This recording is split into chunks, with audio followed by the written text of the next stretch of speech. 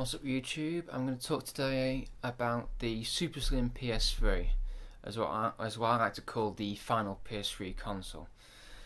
And to be quite honest, I don't see why the hell they just did this. I know it may be cheaper to build it, but the PS3's been out for so long now, so long. It's been like 6 years since it's been released, and there's already been two versions: the fat PS3, which came initially in a 40 gig and 60 gig, and then later in 120 and 240, if I remember rightly. And then the first Slim generation, which came in a 120 and 240, and then later as a 250 and 500 gig. It's the consoles.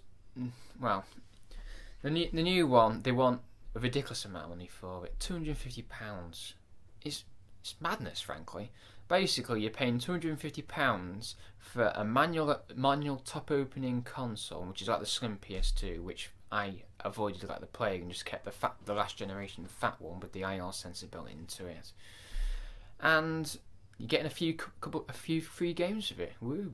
You know, half those games are going to be worth next to nothing in the next couple of months anyway.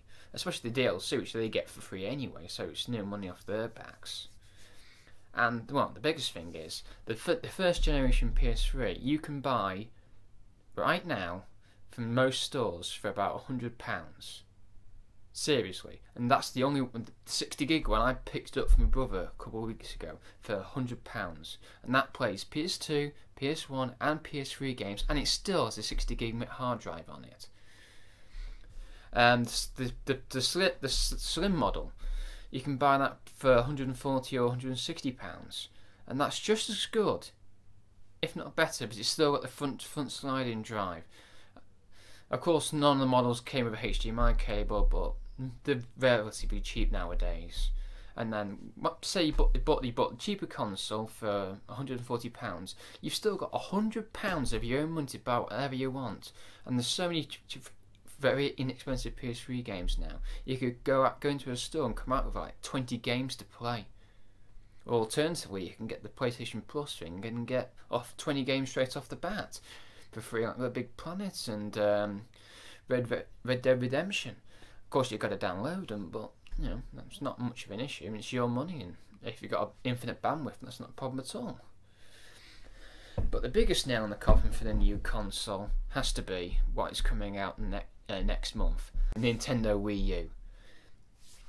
It's a brand new console, and it comes in white with a flash memory drive of a couple of gig, or the black edition, which comes with 32 gig, and that is a new console. And it's basically a PS3 with a Vita built into it as one of the controllers, but with its own screen, which is very unique and innovative. The thing is, with the Wii, everyone was copying what the Wii did with PlayStation 9 and the Kinect. So the likelihood is that eventually PlayStation and Microsoft will do the same thing, but it'll be a few years from now, and it won't be anywhere near as good as what the PlayStation 9 and the Kinect has proved. Really, it's novel technology, but it's nothing. It's only for the families. It's not for the serious gamers, really. So that's my thoughts on the matter. I hope everyone's either agrees with me or disagrees with me and leaves a comment. Toodles.